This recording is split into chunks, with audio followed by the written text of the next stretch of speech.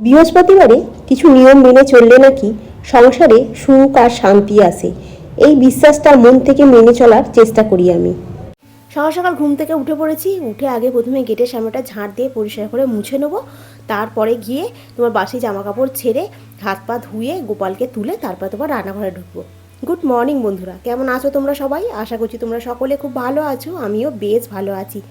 আজ হচ্ছে তোমার বৃহস্পতিবার। বৃহস্পতিবার মানে হচ্ছে তোমার লক্ষ্মী পুজো। আজকে একটা অন্যরকমই ভাইবস থাকে ঘরের ভেতরে, তাই না? আজকে দিনটা আমার খুব ভালো লাগে লক্ষ্মী পুজো করতে। অনেক সময় দেখবে অনেক মানুষের সারাদিনে সব কাজ করলেও দেখবে পুজো আচ্ছা করতে দেখবে ভালো লাগে না। হয় মেয়েকে দিয়ে, নালে বাড়িতে অন্য কেউ থাকলে তাকে বললে আমি সব করে দিচ্ছি কিন্তু পুজোটা তুই করে নে, এইরকম হয় না? কিন্তু হ্যাঁ, এইটা কিন্তু অনেক সময় কী হয়, শরীরের মধ্যে এনার্জি ক্ষমতাটাও কমে যায়, তার জন্য এটা হয়। আবার অনেক সময় কী হয় বলো তো, বাড়িতে নেগেটিভ এনার্জিও বাসা বাঁধে, যার জন্য এরকম হয়। কারণ এগুলো আমার মধ্যেও হয়েছিল জানো তো, সেই জন্য তোমাদের সাথে শেয়ার করছি। এখন তনুর জন্য একটু রুটি করলাম, বেগুন ভাজা করছি। আজকে নিরামিষ খাবো, কালকে তো সরস্বতী পুজো না, ওই জন্য আজকে একটু নিরামিষ করছি। রান্নায় সেরকম কিছু হবে না, ভাত করছি, একটু ডাল, একটু বেগুন ভাজা, আর কিছু নয়। আর তো অন্য কিছু খেতে নেই। আর কালকে তো তোমার কুমড়োর তরকারিটা করেছিলাম, অনেকটা ছিল, ওই জন্য কী করেছি, ওটাকে ভালো করে জল দিয়ে ফুটিয়ে গরম করলাম, করে ওটাকে ঠান্ডা করে তনুকে টিফিনে দিয়ে দিলাম। তার সাথে তোমার বেগুন ভাজা দিলাম, রুটি দিলাম। আর কালকে তো আসার সময় আমি একটুখানি গোপালের জন্য সন্দেশ নিয়ে এসেছি জানো।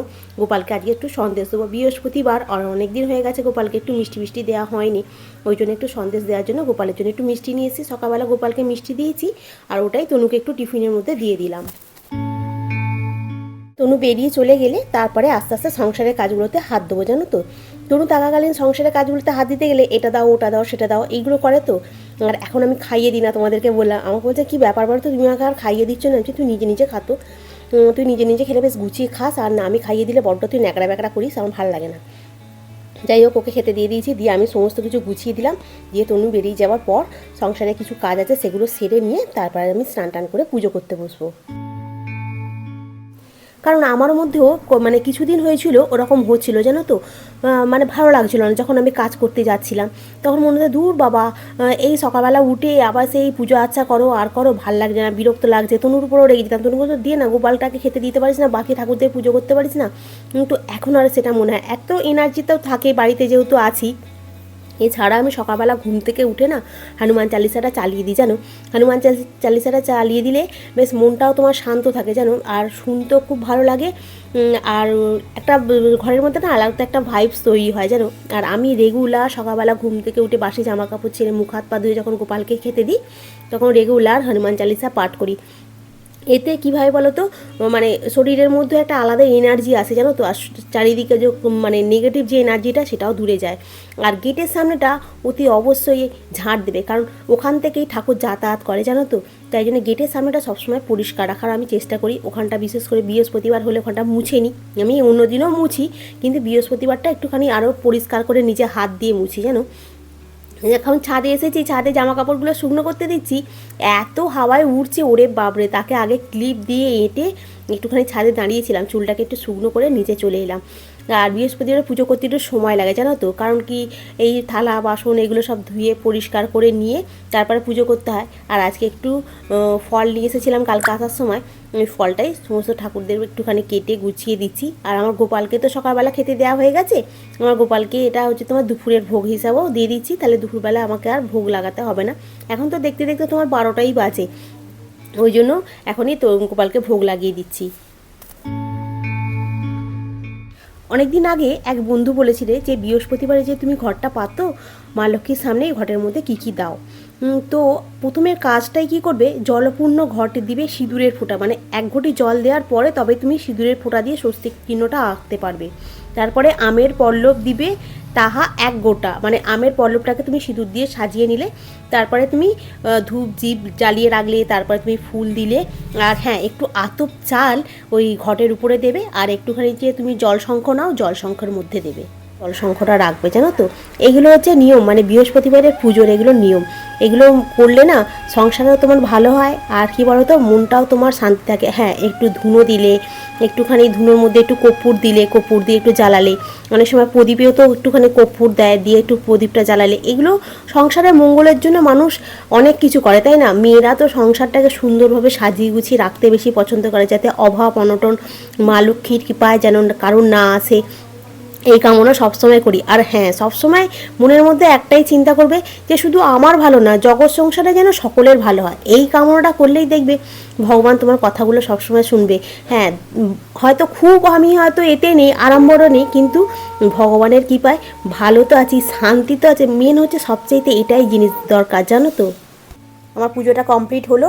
আজকে সকাল থেকে কিছু খাওয়া নেই, জানো তো। পুজো টুজো করবো, এবারে গিয়ে খেতে বসবো একেবারে। আর মা কোথায়? মা খাবার দিচ্ছে। আচ্ছা, বাবা খেয়েছে? বাবা খেয়েছে? বাবা খাওয়া গেছে? বাবাও খাচ্ছে, মা খাচ্ছে না? মা কখন খাবে?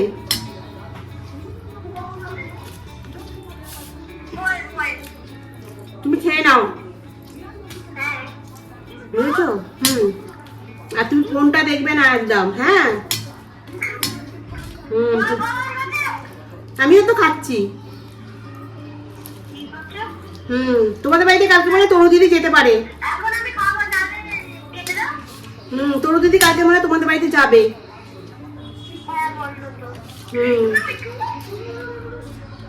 ঠিক আছে, এখন রান্নাঘরে এসেছি। সন্ধ্যাবেলায় সন্ধ্যে দেওয়া হয়েছে, চা করে খেয়েছি। খেয়ে তনু ফোন করেছিল, তনু ট্রেনে করে আসছে, ঠিক আছে। চাটুটাকে খুঁজছি, দেখো। ওই ইয়ে করবো, ভাজা মশলা করবো, কালকে গোটা রান্না তো। মটর কড়াইটা ভিজিয়ে দিতে হবে, মশলা ভাজতে হবে। এই মশলাগুলোকে রেডি করে নিচ্ছি, নিয়ে ভেজে গুঁড়িয়ে রেখে দিতে হবে। ভাজা মশলা তো দিতে হবে না, খেতে দেওয়া তো সুন্দর হবে, তাই না। তো চলো একটুখানি ভাজা মশলা রেডি করে নিই। আর আমি ভাজা মশলাটা কি কি দিই সেটা তোমরা আগেই দেখেছো, কিন্তু গোটা রান্নায় ভাজা মশলাটা কিন্তু তুলে নিই আগে, নাহলে ঢকাল ঢকাল আওয়াজ হবে। গোটা রান্নায় ভাজা মশলাটা কি অ্যাড করেছি সেটা তোমাদেরকে দেখা। একটু বেশি করেই বানিয়ে রাখবো, জানো তো, পরেও আমাদের কাজে লাগবে।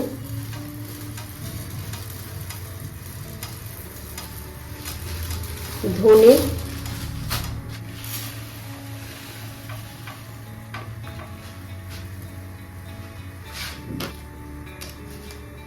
শুকনো লঙ্কা,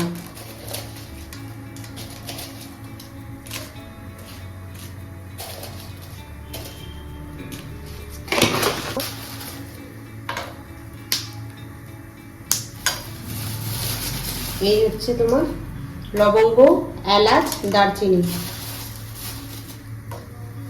আর গুঁড়িয়ে নেবো, ঠিক আছে, একবারে। এটা হচ্ছে তোমার ভাজা মশলা, গোটা রান্নায় যাবে।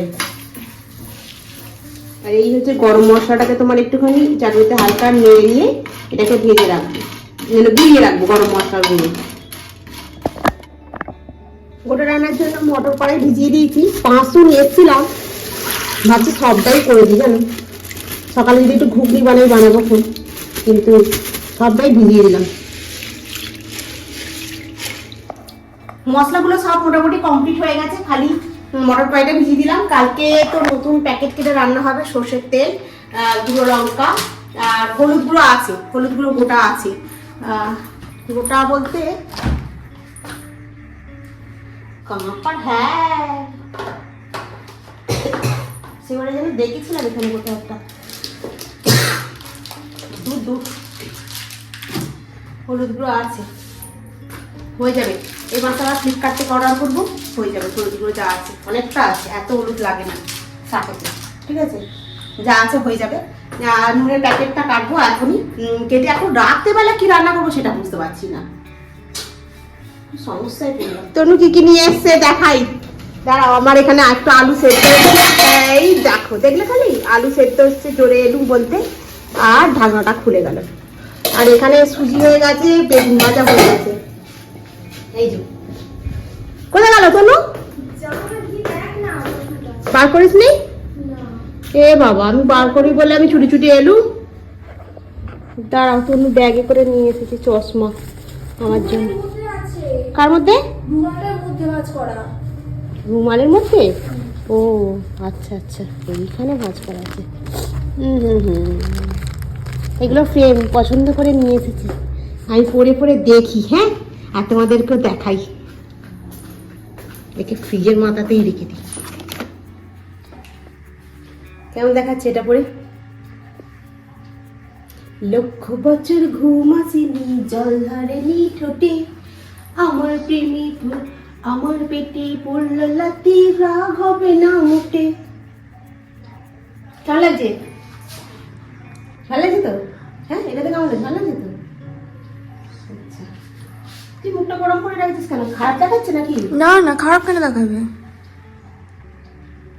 দেখো, ফুল ফোটাবো না ফুল ফোটাবো ফুল। কেমন লাগছে দেখতে? ঠিকঠাকই লাগছে। ঠিকঠাক লাগছে? মানিয়েছে?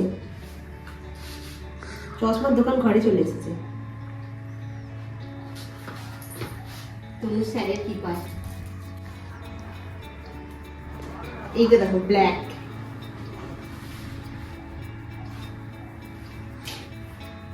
এটা কেমন লাগছে? এটাতেই ভালো লাগছে। এটাতে বেশি ভালো লাগছে ব্ল্যাকটাতে? হ্যাঁ, নর্মালে ভালো লাগছে। নর্মালি ভালো লাগছে? ক্যামেরা ভালো লাগছে, এমনি ভালো লাগছে না। এমনি ভালো লাগছে না, ক্যামেরা ভালো লাগছে? আর ওগুলোতে? ওগুলোতে এমনি ভালো লাগছিল, ক্যামেরা ভালো লাগছিল না।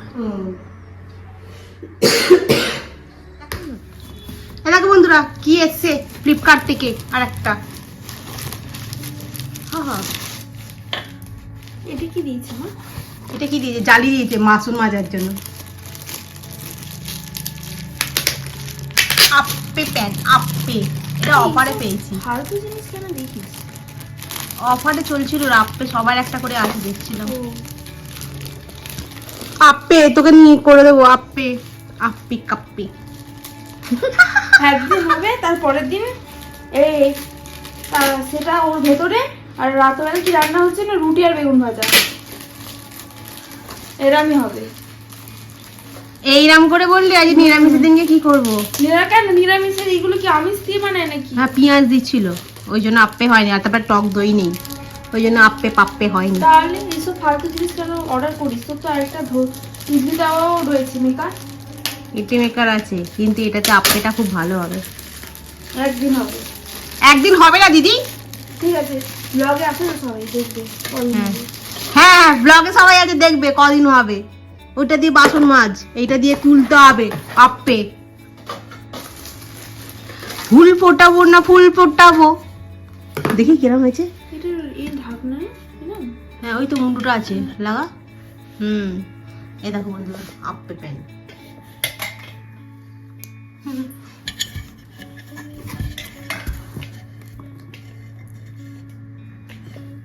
কিরম হয়েছে দেখো, এগুলো যেন একদম ছড়কুটে গেছে না, কালারগুলো ফেড হয়ে আছে।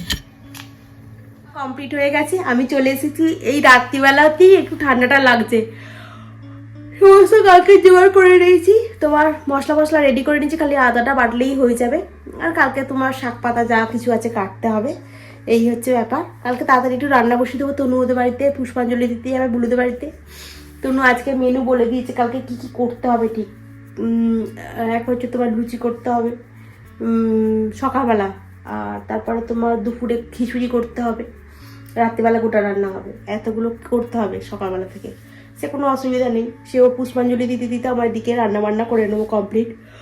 আর ও এলে বড্ড বিরক্ত করবে, এই করো ওই করো সেই করো, ফোড়ন দিতে যাবে, বারবার হাই উঠছে দেখো। অথচ দুপুরবেলা 5টার সময় ছাদ থেকে নেমে এসে জামা কাপড়গুলো ওখানে রেখে দিয়ে একটুখানি শুয়েছিলাম 5:30 পৌনে 6টা পর্যন্ত। তারপরে উঠে সন্ধে ফন্ধে দিয়ে একটু চা ফা খেয়েই কাজে লেগেছি, কিন্তু তারপরেও কেমন যেন হাই উঠছে। তো চলো বন্ধুরা, আজকে রাখি, আবার কালকে দেখা হবে। খুব ভালো থেকো, সুস্থ থেকো, খুব সাবধানে থেকো। Good night. কালকে আবার সরস্বতী পুজো। এবছর আমাদের সরস্বতী পুজোটা হলো না, নিচে ফ্ল্যাটের তলায় পুজো হলে পুষ্পাঞ্জলিটা দেওয়া হতো। এই যত বছর ফ্ল্যাটে এসেছি তত বছর পুষ্পাঞ্জলিটা হচ্ছিল, প্রায় 2019 সালটা বাদ দাও, 20 সাল থেকে। পুজোটা হচ্ছিল, তাই এখন আবার এই বছর বন্ধ। তাই জন্য আমার আর পুষ্পাঞ্জলি দেওয়া হলো না। আর বুড়িদের বাড়িতে কীভাবে পুষ্পাঞ্জলি দিতে ভালো লাগবে না। তো চলো রাখি, টাটা, গুড নাইট। খুব ভালো থাকবে, সুস্থ থাকবে, আর কালকে সরস্বতী পুজোটা খুব ভালো করে এনজয় করে কাটাও, ঠিক আছে?